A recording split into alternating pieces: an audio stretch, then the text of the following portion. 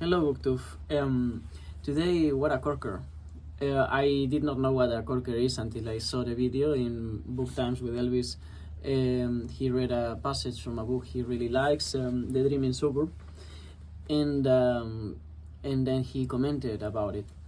Then I quickly googled what corker meant, because after listening to that beautiful passage and his comments, I was like, what is this corker thing? It means excellent, or something that is just really good, a film or a book. Steve Donoghy then made a video response in which he read his own corker, also from a passage toward the end of the book. It was the house on Narset Marsh. And he pointed that this kind of video really got at the essence of what Booktube is, which is basically just a bunch of people throwing books at each other without really any other required context. I thought that was true, and I like the initiative so much that I think I might keep this. I might make a thing out of this. Just like I'm having Poetry Thursdays, I might make a poetry corker or something.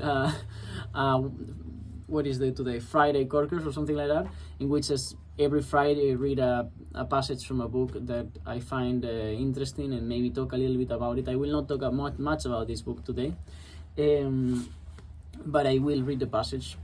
I had forgotten about the book completely, but then today I found a channel that I just didn't know before.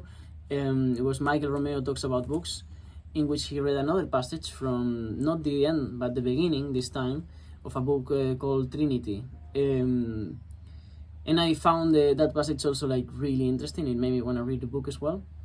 So I thought, what books do I have around right now that could be considered corkers?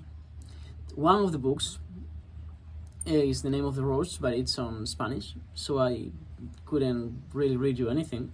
The other book is The Phenomenology of the Spirit, which is definitely not a corker. The third book, however, is such a corker. And I've been carrying it with me for months now, and I keep going back to it and folding pages, it's just a perfect book. And what I want to read is toward the beginning of the book, and it's a passage that for me encapsulates really well what the book means to me.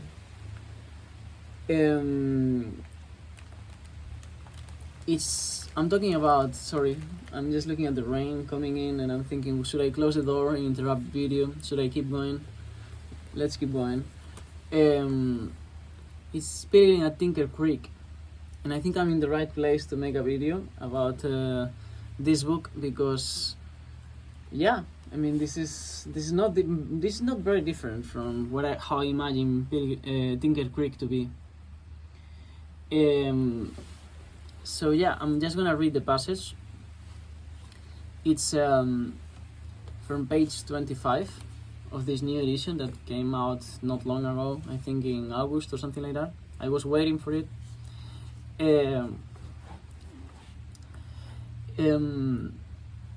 So this chapter is centered around the topic of light and seeing, just the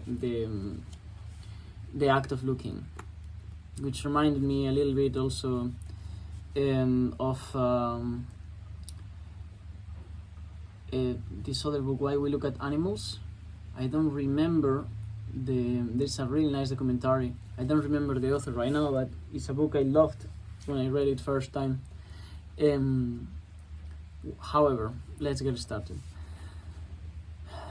In the great meteor's hour of August, the Perseid, I wail all day long for the soothing stars I miss. They are out there, showering down, committing harakiri in a flame of fatal attraction, and hissing, perhaps, at last into the ocean.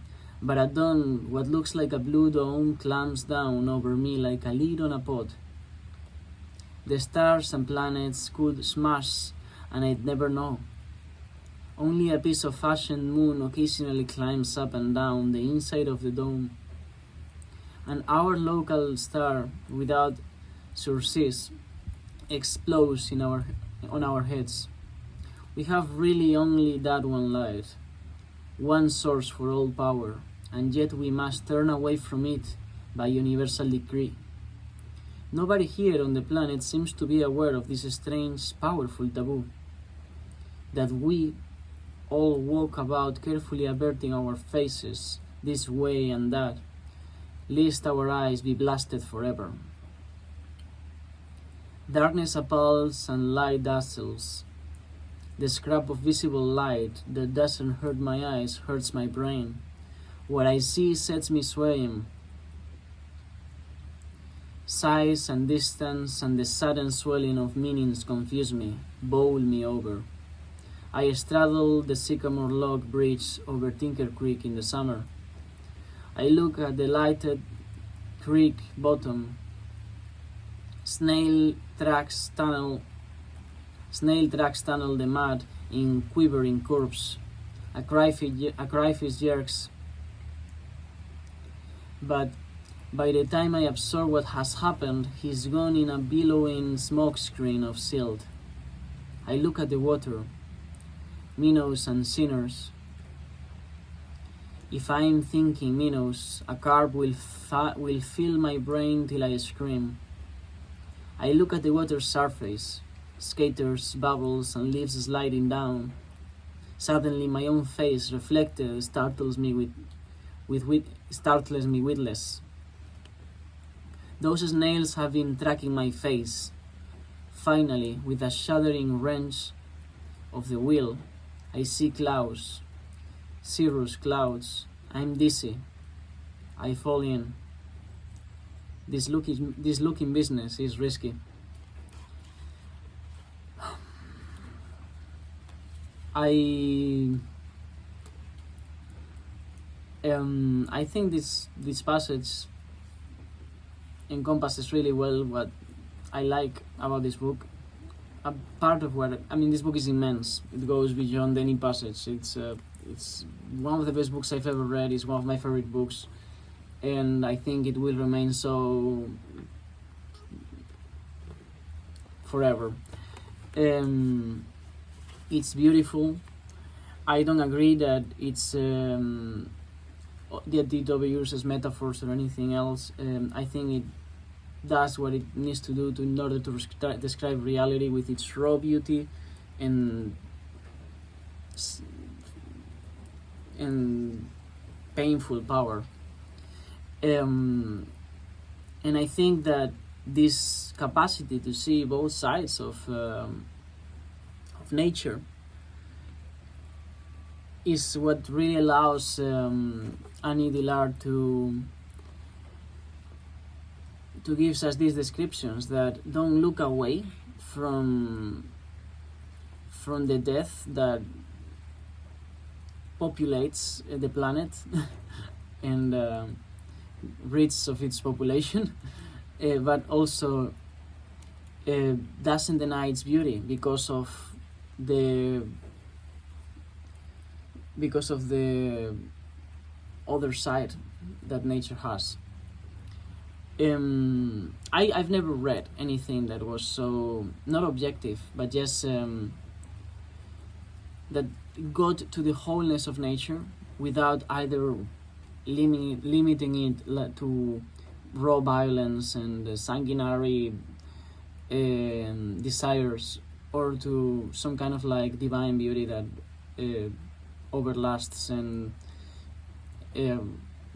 goes beyond anything. I've never seen any sort of writing that goes beyond this duality and just looks at the whole of nature without necessarily having to solve the conflict. She does attempt to solve the conflict through some theological hypothesis, but without seeing the conflict at all, just observing that capacity to see. Of course, where there is interpretation, there is judgment, but generally, when you read a description about a bird or a tree, the longer the description, the further away you get from the tree or the bird. There is a reflection in On Truth and Lying in a Non-Moral Sense. It's a text from Nietzsche, an essay, about how language, in being an army of metaphors, is not really necessarily committed to truth. When we say the word leaf, we are referring to a group of objects that have more things that separate them from each other than in common. However, we choose to look at all the different leaves with their colors, shapes, types of cells and composition as one unit, united by not a limited and shorter number of things that they have in common, in order for us to be able to refer to leaves as a whole. Language does that. Language tends to not necessarily get us closer to reality, and less so to nature. And very rarely do I see rhetoric used to describe nature in a way that truly gets us closer, that it doesn't feel like the writer is stepping in and really talking about him or herself rather than the thing that they're looking at. I could talk endlessly about this book and I would not be saying anything. I think you should totally read this book. I love it, and yeah, don't take my word for it. Just go, get it, give yourself a favor and read it, and I'm sure you'll love it too.